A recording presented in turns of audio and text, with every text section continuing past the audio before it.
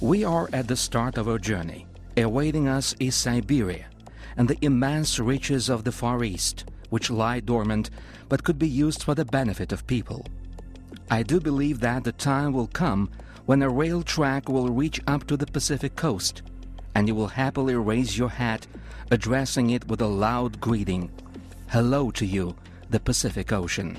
Nikolai Gadin-Mikhailovsky, Russian writer, engineer, 1890.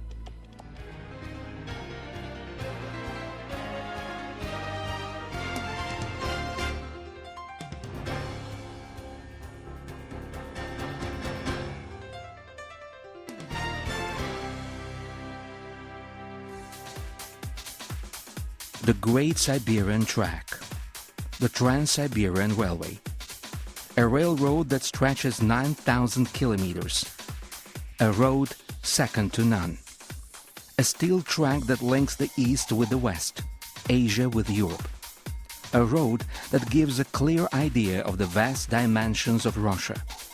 This is the Trans-Siberian Railway. Transsib went under construction at the end of the 19th century and was completed in the early 20th.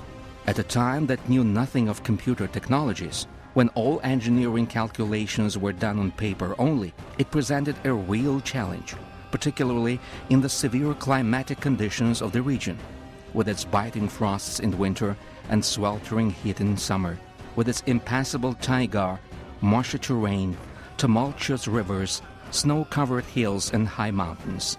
Nearly 1.5 billion rubles in gold went into the project to build the Great Siberian Track. Talking of the project of the Trans-Siberian Railway and the exploration of Siberia, many contemporary historians draw a parallel with the breakthrough in space research technologies in the mid-20th century. Present-day Transsib starts from the Yaroslavsky railway station in Moscow. The central Russian scenery is followed by the Ural Ridge. Then come the vast expanses of Siberia, the ancient taiga, Lake Baikal, and the great rivers of Siberia, the Yenisei, the Ob, the Angara, the Irtysh, the Amur. Yaroslavl, Perm, Yekaterinburg, Novosibirsk, Krasnoyarsk, Irkutsk, Chita, Khabarovsk, and finally, the port of Vladivostok, the end point on the Transsib map. The Great Siberian Track, passing through 87 cities and towns of Russia, links together millions of people. Transsib passes through 13 regions, 4 territories, 2 republics, 1 autonomous territory, and 1 autonomous district. 9 of the 17 railways are in the Transsib influence zone. 2 continents, 8 time belts. Transsib's records do not stop here. 16 rivers, 15 tunnels, dangerous slopes, majestic railroad terminals, over 2-kilometer-long bridges.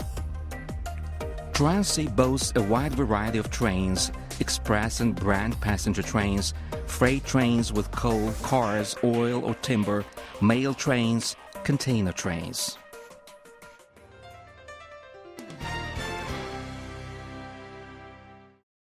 This railroad will become one of the greatest trade routes in human history.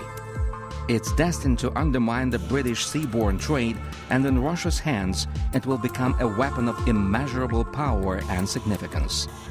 Archibald Calhoun, British economist, the year 1900.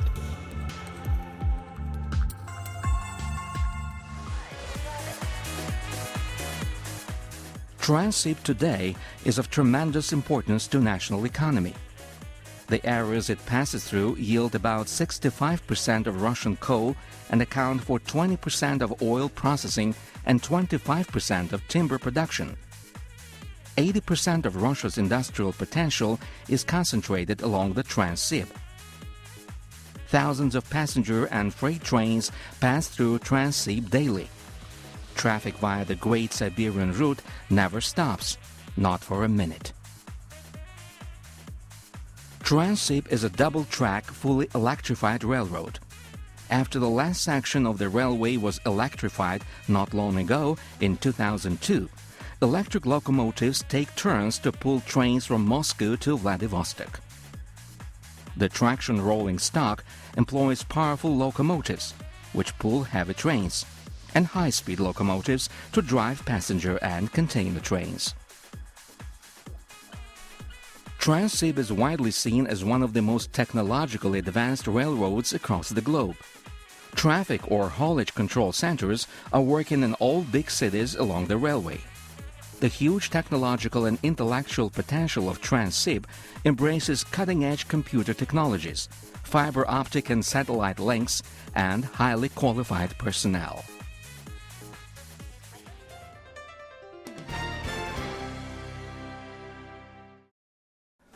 Haulage via the Trans-Siberian Railway has improved radically in recent years to hit a record high. Transit time, freight safety, tracking container travel and freight location service fit perfectly into the commonly recognized international standards. Information technologies guarantee overall control of freight traffic via the Transsib. Computer programs in real time make it possible to locate a freight car or a container. Rail workers can easily provide the client with details on the location of the cargo, the time of its passage through a checkpoint, and the time of its arrival at the country's border. Transit containers at Transsib are hauled by high-speed freight trains on special schedule. This reduced delivery time as compared to single containers and created an edge of 10 to 15 days over the transoceanic route in freight traffic from Asia into Europe. Transsib's capacity is about 100 million tons of cargoes per year.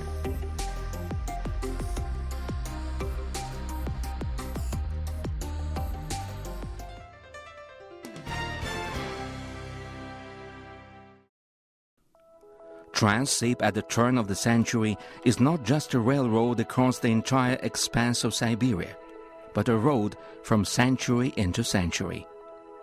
Valentin Rasputin, Russian writer, the year 2000.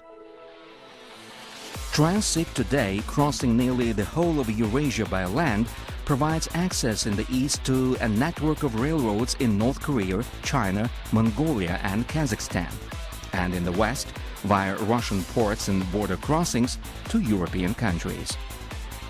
The most powerful haulage potential of today lies in the Chinese direction. The Trans-Siberian Railway makes an extensive overland transport bridge between Europe and Asia. However, the bulk of freight traffic into Europe still passes by sea via the Suez Canal. Average transportation time by sea is 40 to 50 days. A transfer of most of the east-west cargo traffic to Transsib can cut delivery time to 14 days.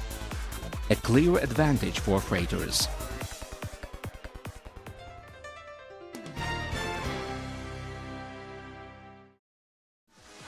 The future of global economy lies in the development of multilateral ties between the West and countries of Asia and the Pacific. Fully operational in all seasons, a technologically advanced and economically efficient cargo carrier, the Trans-Siberian Railway cuts through thousands of kilometers of expanse, and by bringing together cities and countries, production lines and markets, it builds up a bridge into tomorrow. You can't claim to be considered truly Russian without making a journey from the capital to the Far East. Sergei Yulievich Witte, Count, Minister of Railways, 1912.